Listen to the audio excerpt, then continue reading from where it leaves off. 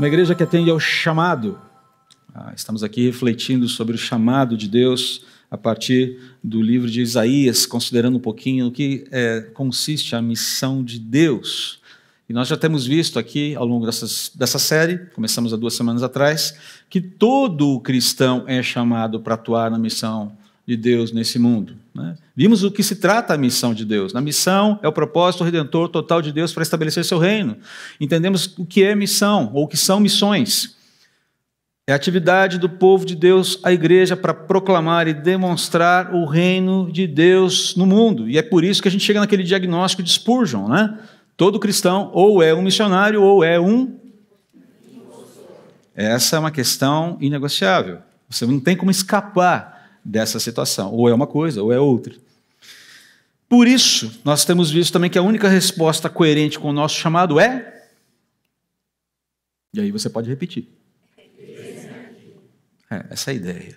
Esse aqui é digamos, a senha dessa conversa. Né? Nós também vimos na semana passada os males denunciados por Deus em Isaías. Males que foram registrados há cerca de 2.800 anos atrás, problemas seríssimos e que ainda estão muito presentes nos nossos dias. Nós vimos aqui a semelhança, a triste semelhança com os nossos dias. Né? Violência recorrente. Trabalhamos um pouquinho nesses textos, eu não vou voltar para eles agora. Parcialidade no juízo, hipocrisia religiosa e imoralidade religiosa. Um quadro que a gente pode... você pega esses problemas, lê sobre eles em Isaías, olha para a realidade e diz, uau, parece que algumas coisas não mudaram. Não, na verdade não mudaram, elas na verdade se acentuaram, os problemas se tornaram mais, digamos, complexos. Cada vez mais complexos. Nós vimos também que esse é o contexto da missão de Deus. Um mundo fraturado pelo pecado, um mundo que está carente de Deus, alienado de Deus, e o propósito de Deus é salvar pecadores. O foco de Deus é resgate. Nós falamos sobre isso. O negócio de Deus é resgatar a gente. Nós estamos envolvidos nesse negócio, mas tudo começa com ajustar os ponteiros com o seu próprio povo, com o povo da aliança. Porque nem sempre o povo de Deus está sincronizado com o timing de Deus, com a fala de Deus, com os movimentos de Deus. É verdade ou não é verdade? Eu sei que não é para falar amém agora, mas você pode falar, é verdade. A gente viu um pouquinho, falamos um pouquinho sobre a nossa própria realidade como cristãos no Brasil. Por isso, entender a mensagem profética de Isaías passou a ser tão urgente, queridos, para nós cristãos do século XXI. E eu não sei se é tão urgente ou mais urgente para pessoas que estão vivendo na América do Norte, Ásia, África, Europa. Eu sei que é urgente para nós que vivemos aqui na cidade de São Paulo nesse momento, que vivemos no Brasil nesse momento. O que os outros vão fazer com essa mensagem, eu não controlo. Na verdade, eu mal controlo o que nós vamos fazer com isso. O meu papel como cristão é entender a mensagem, buscar me submeter aos desafios que essa mensagem apresenta na minha vida e compartilhar com a igreja.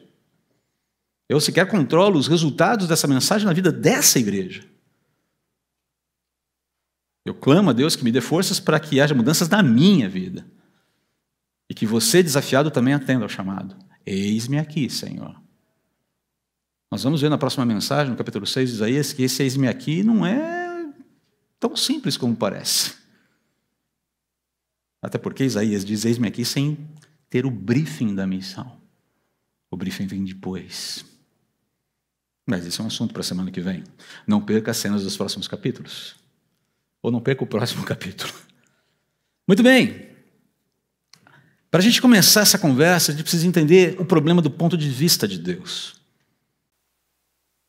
O problema em si, o ímpeto missionário de Deus, o que Deus deseja fazer e onde é que esse negócio não está funcionando direito com o seu próprio povo. Toda essa história de Isaías começa com um desabafo dramático de Deus. O primeiro capítulo é um desabafo. Um baita desabafo.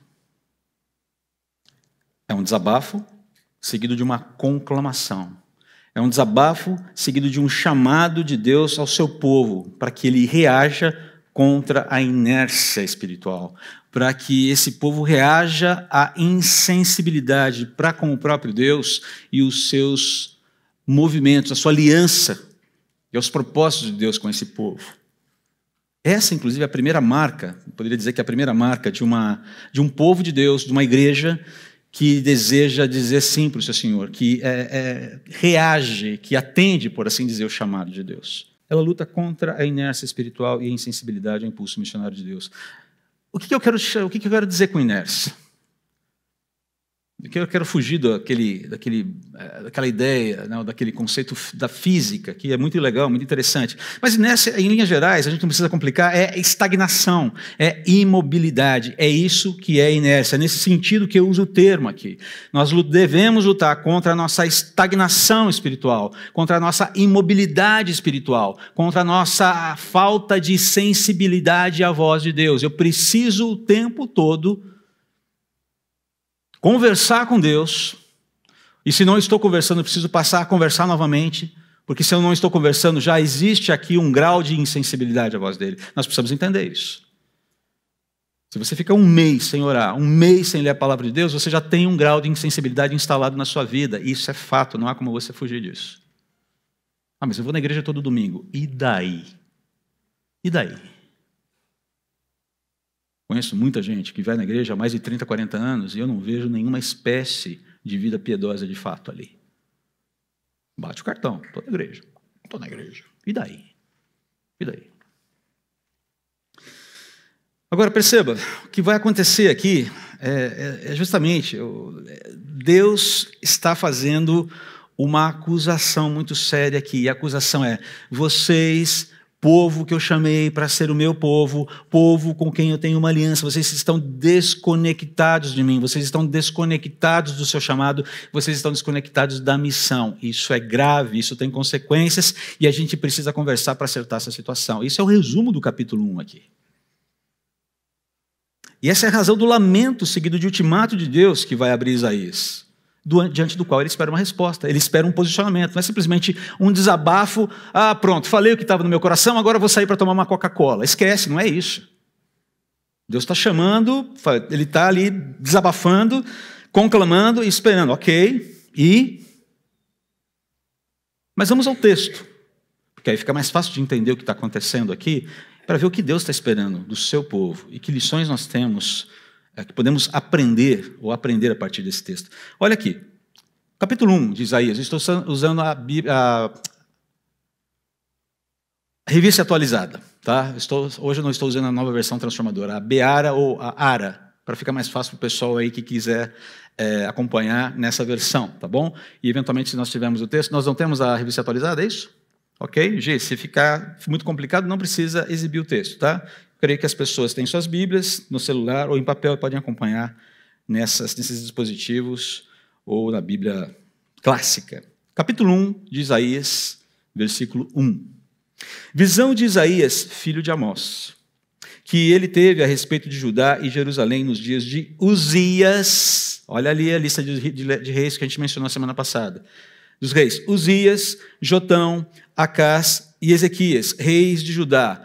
Cobre-se aí um período de mais ou menos 40 anos do governo desses reis. Basicamente, o tempo de ministério de Isaías, ele durou cerca de 40 anos, um pouquinho mais, talvez um pouquinho menos. Muito bem, perceba que a visão que Isaías tem é a respeito de Judá, é a respeito de Jerusalém, é a respeito do povo da aliança, é a respeito do centro religioso da nação. Ele primariamente fala para quem tecnicamente tem uma aliança com Deus. E a pauta desse texto, a pauta dessa visão, a pauta do que é revelado aqui é falta de reverência com Deus, falta de compromisso com Ele. E eu sei, queridos, que na maior parte dos púlpitos esse tipo de mensagem já não é mais pregada. Falar desse tipo de coisa não dá muito ibope. Eu costumo dizer que é muito fácil você lotar a igreja. É só falar o que as pessoas querem ouvir. E isso não é algo que a maioria das pessoas quer ouvir. Comecemos por aí. Eu, particularmente, cada vez que entro num texto assim, falo, ok, Senhor, lá vamos nós. Mas é necessário. Se nós queremos viver uma vida santificada, uma vida útil, uma vida harmoniosa com o nosso Deus, nós precisamos abrir o coração e ter coragem de entender o que Deus está exigindo da gente. Lembrando que não é só bronca, é um puxão de orelhas dizendo, vamos conversar. Eu tenho encaminhamentos para você que são encaminhamentos de vida. Essa é a senha aqui. Então, quando você chega no versículo 2 até o versículo 9, olha só o que Deus está dizendo. E prepare-se, o texto é pesado. Ele é pesado. Ele é um pouco indigesto, até eu diria. Ouvi, ó céus, e dá ouvidos, ó terra. Basicamente, parece que Deus está chamando toda a realidade criada para testemunhar o seu lamento aqui. Porque o Senhor é quem fala. Criei filhos e os engrandeci, mas eles estão revoltados contra mim. O boi conhece o seu possuidor, e o jumento o dono da sua manjedoura, mas Israel não tem conhecimento. Você está entendendo por que nós temos orado todo o primeiro domingo do mês pedindo conhecimento a Deus? Olha o problema aqui. O meu povo não entende. E não é porque não tivesse conhecimento da lei mosaica, mas parece que aquele negócio batia aqui e não entrava. Um pastor amigo nosso, Embedeza Bittencourt, ele fala que parece que na porta da igreja tem o demônio da burrice. O sujeito pode ser um PhD em engenharia, arquitetura, de inteligência artificial, sei lá o que for. Ele chega na porta da igreja, o demônio da burrice dá um peteleco na testa dele e ele fica burro. Ele fala isso. E parece que é verdade. Parece que nós colocamos o sarrafo lá embaixo nas nossas vidas com Deus, a partir do momento que entramos nas igrejas. Parece que tudo tem que ser fofo, tudo tem que ser mimoso, tudo tem que ser... Queridos, não é isso. Perceba que Deus está falando aqui, Deus não está sendo fofo aqui. E a primeira queixa é, o meu povo não me entende, o meu povo não me conhece, apesar de todas as informações que ele já tem aí. Ai desta geração pecaminosa, povo carregado de iniquidade, raça de malignos. É pesado, falei. Filhos corruptores.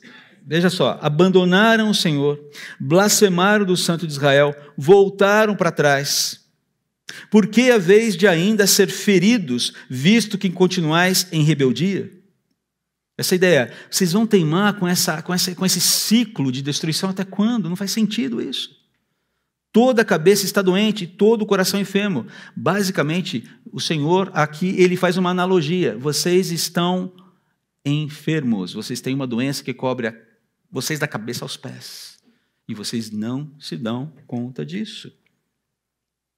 Desde a planta do pé até a cabeça não há nele coisa sã, senão feridas, contusões e chagas inflamadas, umas e outras não espremidas, nem atadas, nem amolecidas com óleos, porque não está sendo tratado. Não há o reconhecimento do problema e não há o tratamento do problema.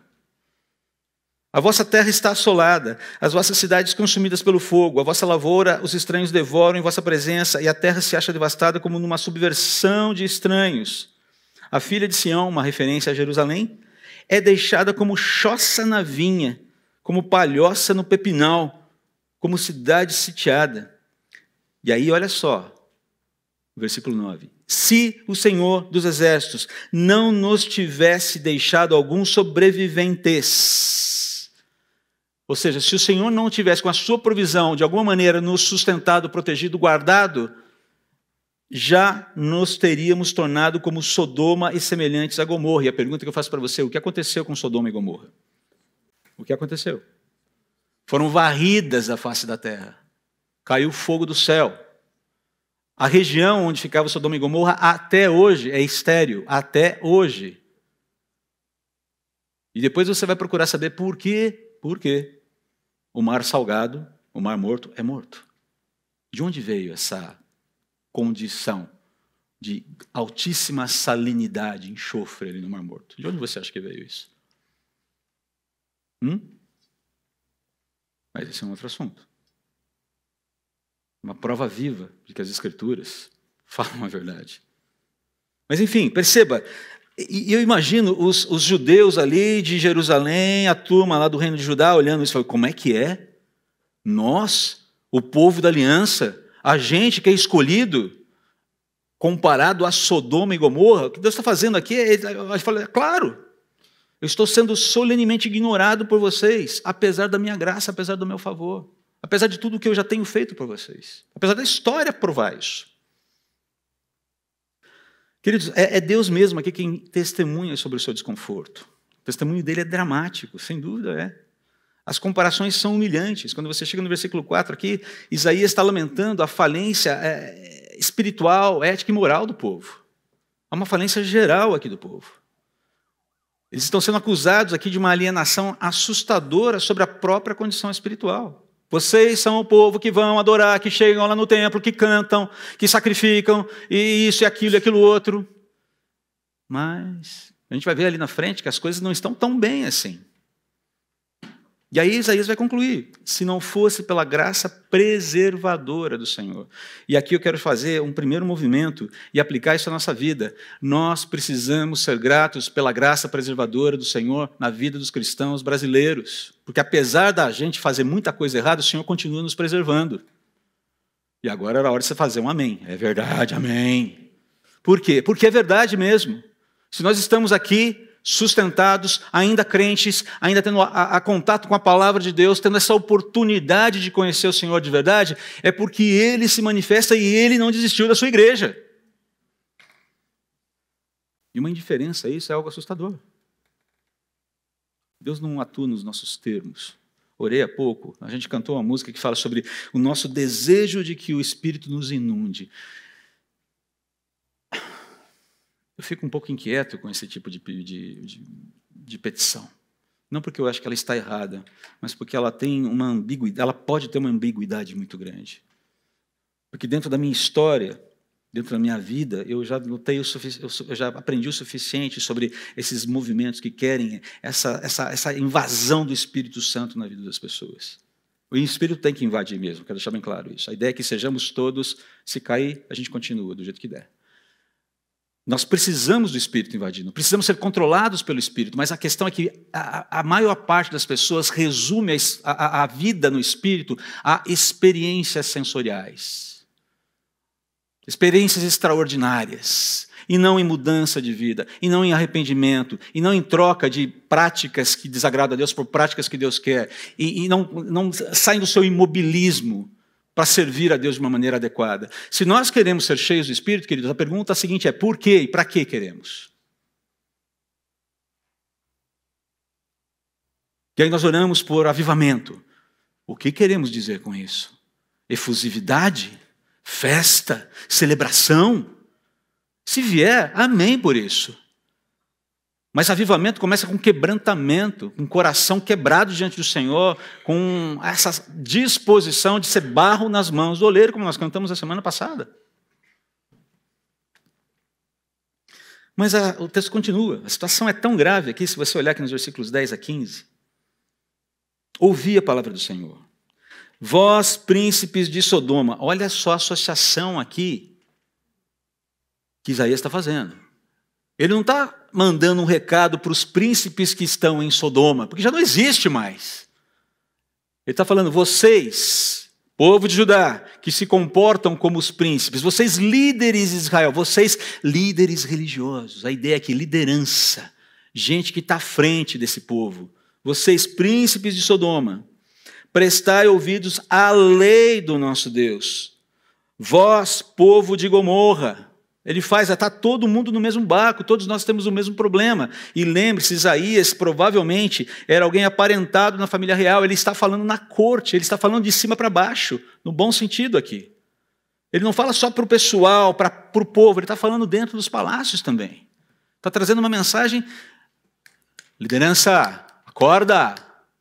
Lembrando que a maior parte dos reis com quem ele lidou foram reis aprovados pelo Senhor. É uma coisa interessante de se pensar.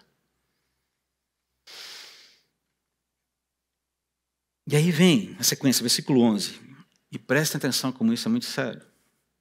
O Sandro mencionou, ele tocou nesse assunto hoje, na Escola Bíblica Dominical, falando sobre Cristologia. E se você estava na IBD, você vai conseguir fazer o link rapidinho com o que eu vou falar agora. Olha só como Deus continua aqui. De que me serve a mim a multidão dos vossos sacrifícios? De que me serve? Estou farto dos holocaustos de carneiro e da gordura de animais cevados, e não me agrado do sangue de novilhos. Ué, mas não foi o Senhor que instituiu isso lá na lei? Sim.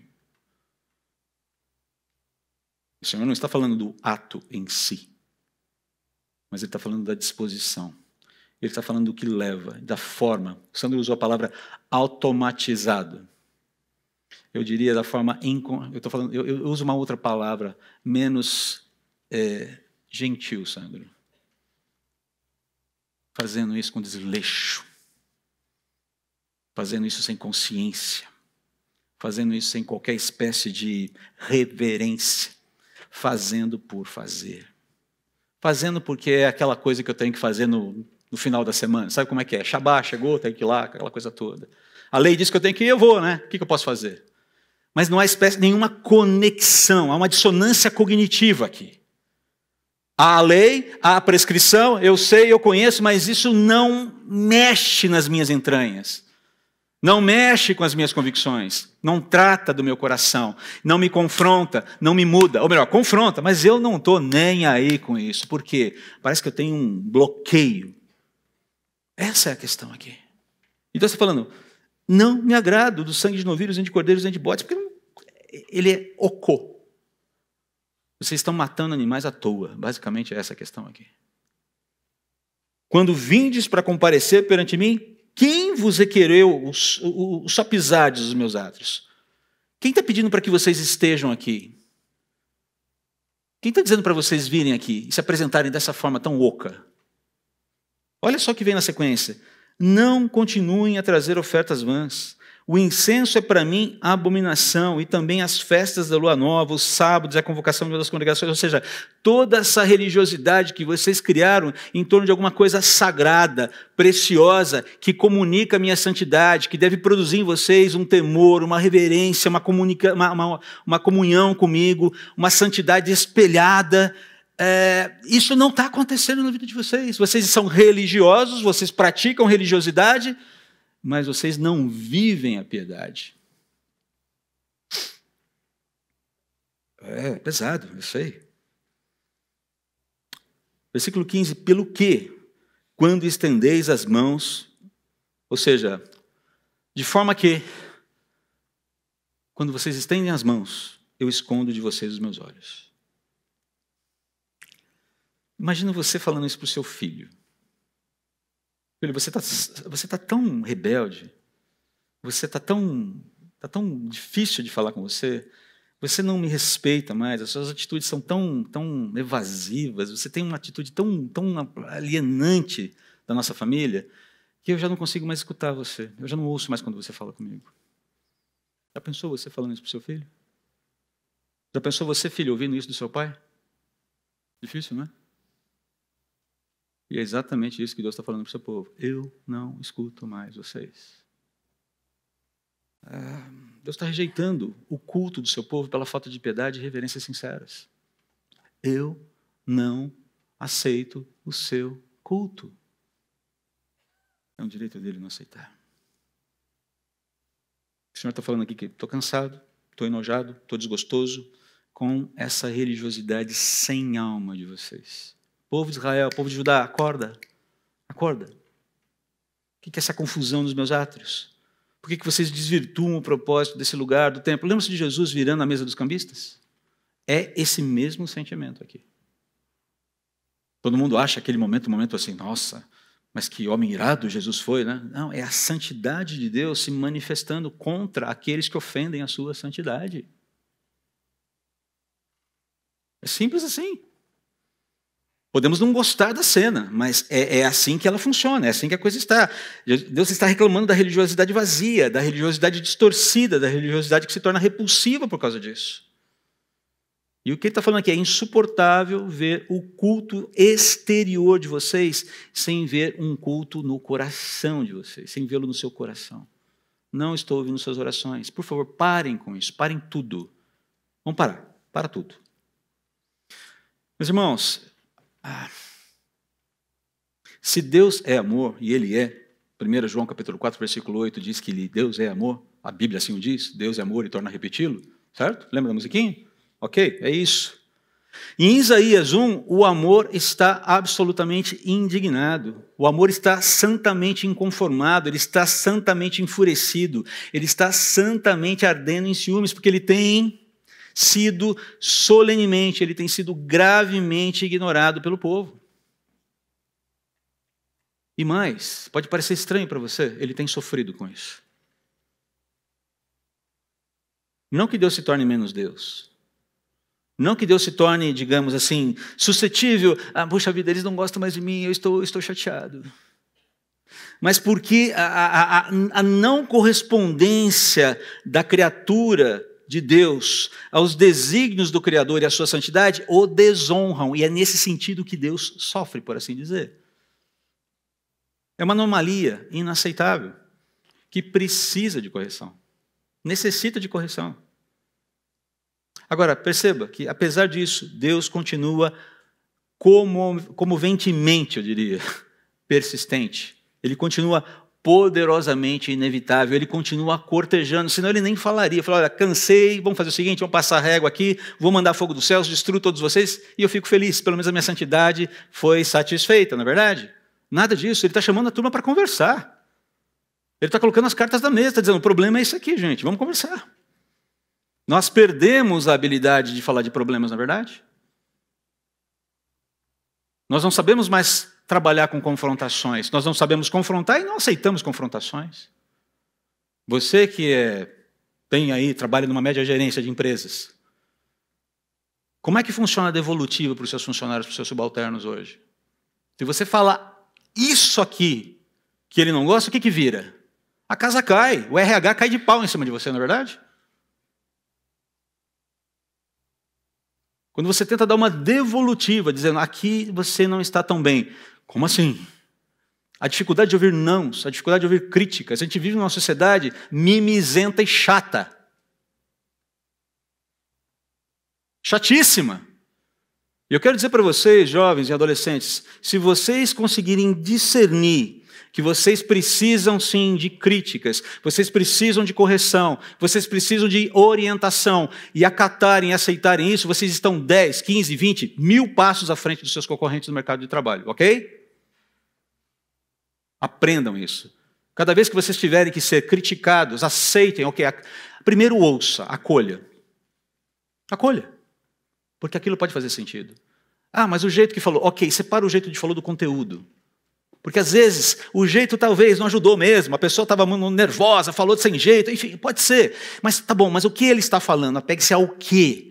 E eventualmente ali você tem alguns encaminhamentos preciosos para a sua vida. Se vocês, adolescentes, pré-adolescentes e jovens da CB Moema, se abrirem para a possibilidade de que vocês podem estar errados e precisam de orientação, que vocês não têm todas as respostas, vocês estão milhares de passos, centenas, milhares de passos à frente de todos os outros, dentro da escola, dentro do mercado de trabalho, seja lá onde for. E mais, vocês serão apreciados por isso, acreditem. Quem ama não desiste, e Deus está fazendo todo esse movimento porque Ele não desiste. C.S. Lewis, no livro Problema de Sofrimento, faz o seguinte, já usei esse texto aqui em algum momento, estou recuperando aqui. Quando o cristianismo diz que Deus ama o homem, isso significa que Ele ama realmente. Não se trata de um interesse indiferente, quase um desinteresse em nosso bem-estar. Mas que numa verdade terrível, e terrível no sentido de ser impressionante, ok? Não de ser maligna. Uma verdade terrível e surpreendente, somos os objetos do seu amor, do amor de Deus. Você pediu um Deus de amor, não pediu? Você o tem. Não é uma benevolência senil, gagazinha, que sonolentamente deseja que você seja feliz à sua própria moda. Nem a gélida filantropia de um magistrado consciencioso. Quem dera nós tivéssemos isso hoje em dia no Brasil, mas nem isso mais. Nem mesmo o cuidado de um hospedeiro que se sente responsável pelo conforto de seus hóspedes, mas o próprio fogo consumidor, o amor que fez os mundos, persistente como o amor do artesão pela sua obra, previdente e venerável como o amor do pai pelo filho. Ciumento, santamente ciumento, inexorável, exigente como o amor entre os sexos. Esse é o Deus de amor que você pediu. Você o tem. Ele não é um vovozinho que você pode ficar puxando a barba dizendo, ai, vovozinho fofinho, queridinho. Você pode até sentar no colo de Deus. E a gente precisa do colo de Deus tantas vezes. Mas calma lá. Não o trate como um vovozinho gagá. Daí o ultimato gracioso de Deus, chegando aqui nos versículos 16 a 18, perdão. Veja aqui o que ele fala no versículo 16. Se terminássemos no versículo 15, queridos, tiro, pancadaria e bomba, como se diz por aí, né? Ixi, lascou. Ups. Estamos lascados, né? Não. Olha só, há uma proposta aqui. Lavai-vos, purificai-vos, tirai a maldade de vossos atos de diante dos meus olhos. Cessai de fazer o mal. Lembra-se dos males que a gente viu agora há pouco? Que a gente recapitulou agora? Aprendei a fazer o bem, atendei à justiça, repreendei o opressor. Isso não me diz respeito, não vou me envolver, sabe como é que é e tal. Não. Diante da injustiça, eu, como um cristão, tenho o dever de me posicionar. Eu tenho o dever de me posicionar. Quando o mal se agiganta, eu vou dizer, está errado. Não é assim. Não é desse jeito. Porque o Deus Todo-Poderoso nos fez para vivermos de uma maneira diferente. Está aqui, é o que ele fala. Muitos homens e mulheres de Deus tombaram cumprindo essa missão. Não tombaram porque foram vencidos, mas tombaram porque foram fiéis. E são contabilizados para o dia de acertos de contas do Senhor. E ele virá. Não se engane. Ele virá.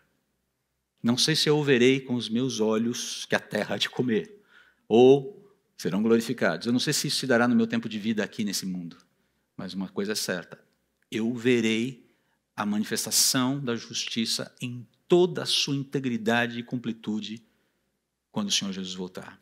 Seja pela volta com Ele nos céus, seja sendo ressuscitado do meu túmulo.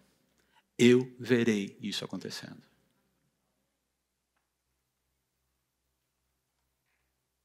Querido, aceitar a correção do Senhor é aceitar o seu amor. E é sempre aceitar a correção, entendendo que eu preciso reconhecer a realidade que ele denuncia. Veja bem, essa realidade é uma denúncia para o povo de Israel. Mas há muitas similaridades, eu preciso entender, há lições importantes aqui. O aprendizado que nós temos que ter aqui nós necessitamos acolher a realidade denunciada pelo Senhor com humildade e arrependimento quando ela vier para a gente. André, você tem um problema aqui. Vou confessar para vocês uma luta minha nos últimos tempos. Eu tenho lutado para que a minha indignação não vença a minha esperança. Eu tenho lutado para que a minha indignação, a minha sede de justiça não vença a minha esperança. Porque a minha indignação pede um cronograma. E Deus disse, esse cronograma não te pertence, André, esse cronograma é meu. Adeque a sua sede de justiça à esperança que você diz e afirma ter em mim. Eu preciso ser corrigido aqui. Estou sendo corrigido por Deus. Eu estou tendo que acolher a realidade denunciada pelo Senhor sobre a minha vida. Você tem colocado o seu senso de justiça acima de tudo. E você tem tentado me fazer refém do seu senso de justiça. Reconheça, isso é errado, isso é pecado, e você precisa se arrepender disso. E mais, você precisa respirar de maneira profunda, alentadora e renovadora a esperança que você diz ter no meu coração e que eu sei, habita aí, mas que precisa ganhar força novamente. Eu sou a tua esperança, André. Eu, somente eu. E não o meu cronograma.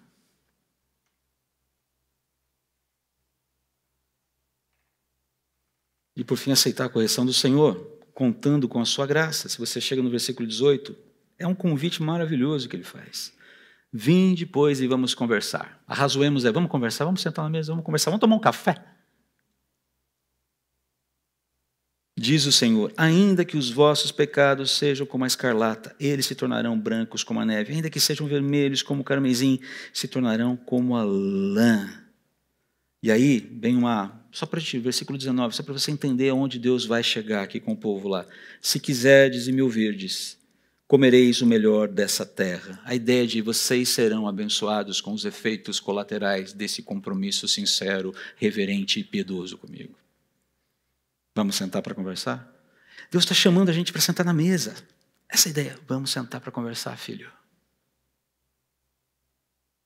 Filhos, adolescentes, pré-adolescentes, jovens, quando chamados pelos seus pais para conversar, não endureçam o vosso coração, por favor. Seus pais terrenos têm muitos defeitos, todos nós temos muitos defeitos. Mas honrem vossos pais, ouçam-nos. E parem de achar que você já sabe tudo, que você é o último biscoito do pacote. Você não é. Essa é uma notícia dramática, eu sei. Mas você, ninguém aqui é o último biscoito do pacote. E se você aprender isso rapidamente, você está 2.000 passos à frente da concorrência. Quando Deus nos chama para conversar, eu preciso entender, eu não sou o último biscoito do pacote. Não sou. Mas eu quero ser um biscoito útil. Entendeu o ponto? Eu quero ter a minha vida alinhada aqui. Para nós terminarmos, queridos, eu sei que passamos da hora, o culto foi um pouco atípico hoje, mas para terminarmos aqui, quero sintetizar aqui. Como nós devemos reagir? Qual é o desafio inicial para uma igreja que deseja responder ao chamado? Que quer cumprir a sua missão, que quer ser muito mais do que simplesmente um grupo que se reúne aos finais de semana para cantar músicas bonitas, músicas que fazem bem ao coração, que ouvem uma mensagem que, poxa, legal, essa mensagem foi bacana, essa mensagem foi legal, essa mensagem me ajudou, essa mensagem mais ou menos. Irmos muito além disso. Qual é o desafio? Nós precisamos reagir nos termos de Deus, a qualquer sinal de inércia espiritual e indiferença, insensibilidade para com Deus e as pautas que Ele diz. Isso me importa, isso me é caro ao coração. Começa por aí. Vamos sentar para conversar, Sebe Moema? Você acha que Deus tem algumas conversas para ter conosco como igreja? Sim ou não? Pode falar mais alto. Eu posso te dizer que tem muita coisa para conversar com a gente. Mas é sempre nesse sentido de, se vocês me ouvirem, se vocês quiserem me ouvirem, isso vai arredondar em bênção para vocês. Ouçam. Vamos sentar. Vamos conversar. Você talvez não vá gostar muito das coisas que eu vou te falar. Prepare o seu coração para as coisas que eu vou te contar. Mas a ideia de Deus nunca é nos destruir. Entenda isso, por favor. Nós precisamos sempre relembrar isso. Deus não quer a minha destruição quando Ele senta na mesa para conversar comigo, dizendo quais são os meus problemas. Ele quer o melhor para mim. E mais, Ele me quer no meu melhor. Tem muito mais coisa para você viver aí, André. Cara, sai dessa mediocridade. Sai dessa mediocridade. Meu irmão, quando fez CPOR há muitos anos atrás, a long time ago, na Galaxy Far Far Away, ele falava, uma coisa que eu aprendi no treinamento de oficiais do Exército, é que quando você acha que você não tem força para mais nada, você tem pelo menos mais 30% de reserva energética para queimar. Eu falei, como é que você aprendeu isso? Você nem queira saber. Mas é impressionante aonde a motivação certa pode nos levar. E a necessidade também, claro. Tem muito mais do que 30% que Deus quer extrair da minha vida e da sua, ok? A questão é, eu estou disposto a ir além? Essa é a pergunta. Qual é a resposta? Qual é a resposta? É de fato a sua resposta? Vamos orar. Senhor, nós precisamos de muita ajuda aqui. Que nós não gostamos que nos puxem a orelha. Ninguém gosta de ser confrontado. Eu não gosto. Eu não gosto. Mas quando nós nos lembramos que o Senhor faz esse movimento com os filhos a quem ama, Hebreus nos diz isso. Se a gente parar um pouquinho e respirar antes de reagir primeiro pare, acolha, respire. Nós entendemos que esse movimento é um movimento de amor. E passamos a ser mais permeáveis aos movimentos do Senhor. Quanta diferença isso vai fazer na nossa vida, Pai. Quanta diferença. Nós sequer conseguimos supor o que isso vai gerar. Uma coisa certa, nós estaremos em paz contigo, e esse é o que mais importa, mas também receberemos bênçãos que sequer conseguimos supor. Sua grandiosidade, nós não conseguimos pensar na qualidade delas. Nós temos orado tanto por sermos uma igreja que te é útil aqui no nosso contexto. Tudo começa com a gente fazendo uma autocrítica. Ou, na verdade, ouvindo, fazendo análises bastante transparentes, sinceras, honestas sobre a nossa própria realidade diante do Senhor. Deixando o Senhor falar. E acolhendo, Pai, os encaminhamentos que o Senhor tem para a gente. Por favor, nos ajude sempre a lembrar que o Senhor não quer a nossa destruição. O Senhor quer que a gente vá além do que a gente está. E para isso precisamos fazer esses ajustes que nos alinham e nos harmonizam ao Teu coração. Ajude-nos, por favor, a acolher a Tua disciplina quando ela vier. Ajude-nos a acolher as Tuas correções quando elas vierem. Ajude-nos a reproduzir essa mesma disposição com os nossos irmãos, com os nossos filhos, com os nossos pais. Que essa disposição seja vista na vida de cada um aqui, para a honra e glória do Teu santo nome. Em nome de Jesus. Amém.